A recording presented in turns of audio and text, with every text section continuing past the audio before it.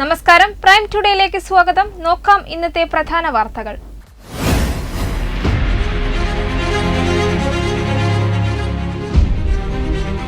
താനൂരിൽ 1.25 കോടി രൂപയുടെ സ്വർണം കവർച്ച ചെയ്ത കേസിലെ പ്രതികൾ പിടിയിൽ.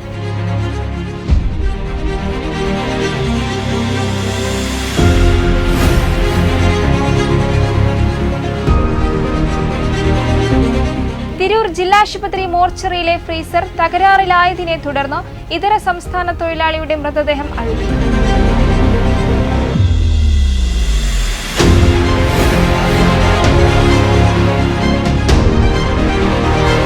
അക്കാദമി തലത്തിലെ ഉയർച്ച മതധാർമ്മിക മൂല്യങ്ങളെ അടിയറവ് വെച്ചുകൊണ്ടാകരുത് എന്ന് കുറുക്കോളി മൊയ്തീൻ MLA.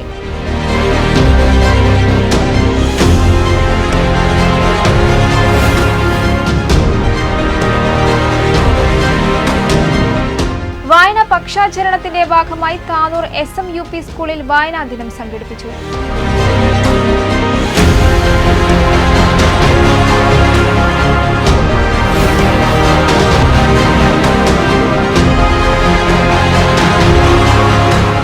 യൂത്ത് കോൺഗ്രസ് തവനൂർ നിയോജക മണ്ഡലം കമ്മിറ്റി രാഹുൽ ഗാന്ധിയുടെ ജന്മദിനം ആഘോഷിച്ചു.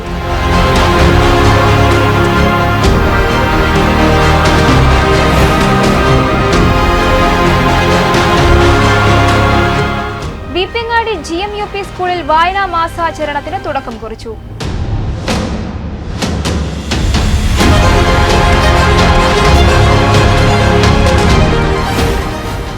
വിശദമായ വാർത്തകൾ. താനൂരിൽ 1.25 കോടി രൂപയുടെ സ്വർണം കവർച്ച ചെയ്ത കേസിലെ പ്രതികൾ പിടിയിൽ. താനൂർ തിരൂർ സ്വദേശികൾ ഉൾപ്പെടെ 6 പേരാണ് പിടിയിലായത്. കഴിഞ്ഞ മെയ് 2-നാണ് കേസിനാസ്പദമായ സംഭവം നടന്നത്. കോഴിക്കോട് ആസ്ഥാനമായുള്ള സ്വർണ്ണ വ്യാപാര സ്ഥാപനത്തിലെ ജീവനക്കാരനെ തട്ടിക്കൊണ്ടുപോയി കയ്യിലുണ്ടായിരുന്ന സ്വർണം പ്രതികൾ കവർച്ച ചെയ്യുകയായിരുന്നു.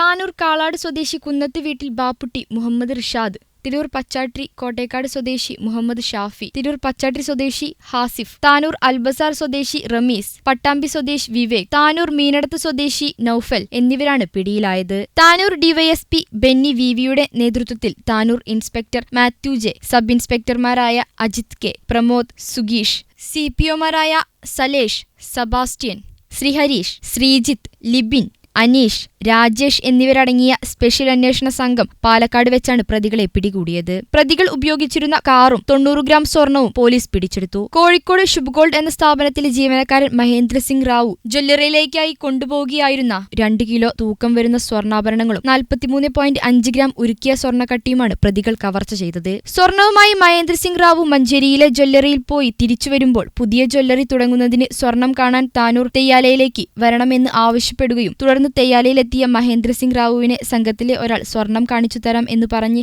ബൈക്കിൽ കയറ്റി സമീപത്തെ ചുരങ്ങര എന്ന സ്ഥലത്തേക്ക് എത്തിക്കുകയും ഇവിടെ വെച്ച് കാറിൽ കയറ്റി തട്ടിക്കൊണ്ടുപോകുകയും കൈവശമുണ്ടായിരുന്ന 1.25 കോടി രൂപ വില വരുന്ന സ്വർണം കവർച്ച ചെയ്ത് മഹേന്ദ്ര സിംഗ് റാവുവിനെ ഒഴൂർഭാഗത്ത് ഉപേക്ഷിച്ചു സ്വർണവുമായി കടന്നുകളയുകയുമായിരുന്നു.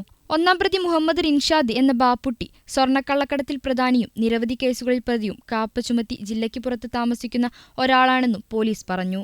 ഇയാൾ മറ്റു പ്രതികളുമായി ഗൂഢാലോചന നടത്തിയാണ് സ്വർണം കവർച്ച നടത്തിയതെന്ന് പോലീസ് പറഞ്ഞു. കൊല്ലം സ്വദേശിയുടെ പേരിലുള്ള ഫോൺ നമ്പർ ഉപയോഗിച്ചാണ് പ്രതികൾ സ്വർണം ഓർഡർ ചെയ്ത് തട്ടിക്കൊണ്ടുപോയി കവർച്ച നടത്തിയത്.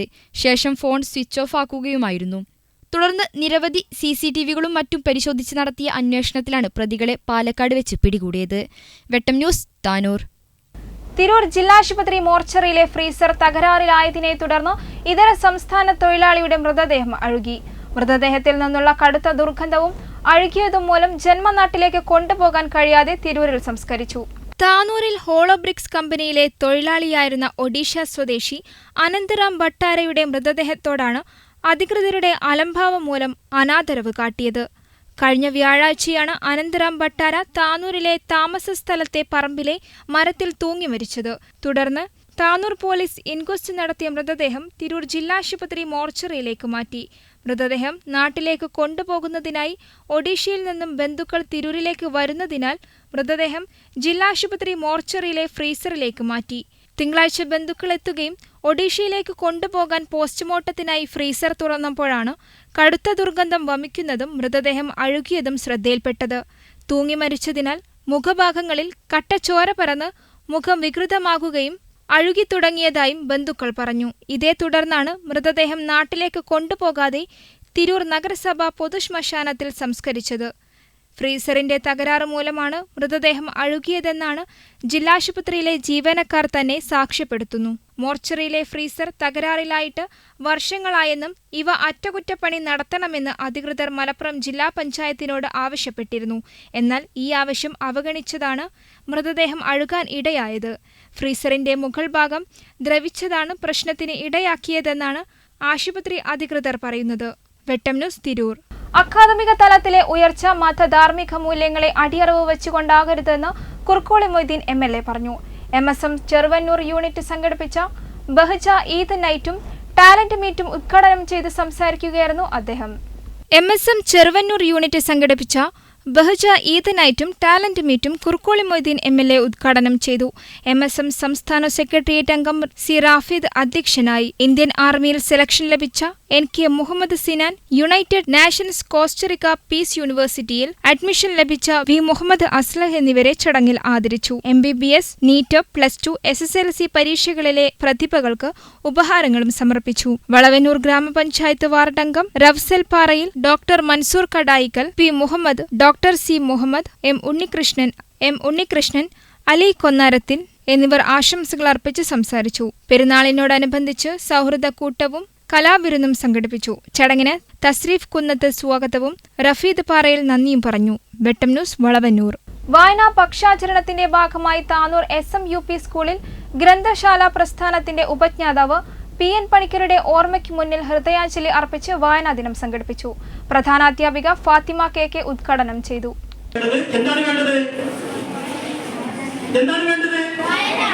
പള്ളിക്കൂട പ്രവേശനങ്ങളാണ് വേണ്ടത്. എന്താണ്?